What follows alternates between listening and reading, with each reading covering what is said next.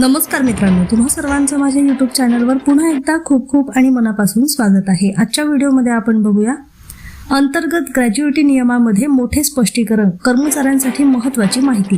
व्हिडिओला सुरुवात करण्याअगोदर तुम्हाला एक विनंती, चॅनलवर पहिल्यांदाच भेट देत असाल तर चॅनलला सबस्क्राइब करा आणि व्हिडिओला एक लाईक करायला विसरू नका। चला तर मग सुरू करूया आजच्या व्हिडिओला।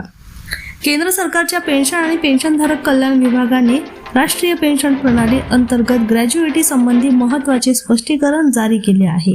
26 डिसेंबर 2025 रोजी जारी करण्यात आलेल्या ऑफिस मेमोरॅन्डमद्वारे ग्रॅज्युएटीच्या मर्यादा आणि पुनर्नियुक्ती झालेल्या कर्मचाऱ्यांच्या पात्रतेबाबत असलेला गोंधळ दूर करण्यात आला आहे।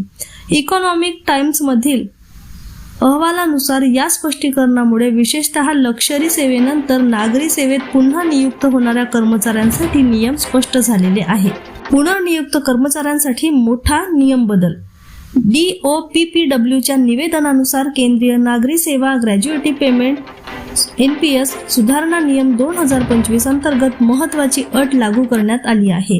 ज्या कर्मचाऱ्यांनी आधीच निवृत्ती ग्रॅज्युएटी, सक्तीची निवृत्ती ग्रॅज्युएटी किंवा अनुकंपा ग्रॅज्युएटी घेतली आहे आणि त्यानंतर त्यांची पुन्हा सरकारी सेवेत नियुक्ती झाली आहे, अशा कर्मचाऱ्यांना पुनर्नियुक्तीच्या कालावधीसाठी स्वतंत्र ग्रॅज्युएटी मिळणार नाही। पहिली अट, स्वतंत्र सेवेसाठी ग्रॅज्युएटी मिळू शकते जर एखादा कर्मचारी आधी स्वायत्त संस्था किंवा सार्वजनिक क्षेत्रातील उपक्रम मध्ये कार्यरत होता आणि त्यानंतर त्या संस्थेच्या परवानगीने सरकारी सेवेत दाखल झाला असेल तर त्या कर्मचाऱ्याला सरकारी सेवेसाठी स्वतंत्र ग्रॅज्युएटी मिळेल। ही रक्कम त्याने आधी मिळवलेल्या ग्रॅज्युएटीपेक्षा वेगळी असेल। यामुळे अशा कर्मचाऱ्यांना दुहेरी सेवेसाठी लाभ मिळण्याची संधी उपलब्ध होते। दुसरी अट, एकूण ग्रॅज्युएटीवर मर्यादा लागू। सरकारने एक महत्त्वाची मर्यादा देखील निश्चित केली आहे। स्वायत्त संस्था PSU आणि सरकारी सेवा या दोन्ही ठिकाणी केलेल्या सेवेसाठी मिळणारी एकूण ग्रॅज्युएटी ठराविक मर्यादेपेक्षा जास्त नसावी। ही मर्यादा कर्मचाऱ्याच्या एकूण सेवा कालावधी आणि शेवटच्या वेतनाच्या आधारावर निश्चित केली जाईल। कर्मचाऱ्यांसाठी काय महत्त्वाचे? पुनर्नियुक्ती झालेल्या कर्मचाऱ्यांनी ग्रॅज्युएटीबाबत नवीन नियम समजून घेणे आवश्यक।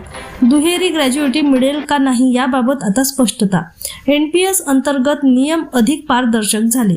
या नव्या स्पष्टीकरणामुळे NPS अंतर्गत ग्रॅज्युएटीबाबत असलेला संभ्रम दूर झाला आहे। विशेषतः लष्करी सेवेनंतर नागरी सेवेत येणारे कर्मचारी आणि PSU मधून सरकारी सेवेत येणाऱ्यांसाठी हे नियम अत्यंत महत्त्वाचे ठरणार आहेत।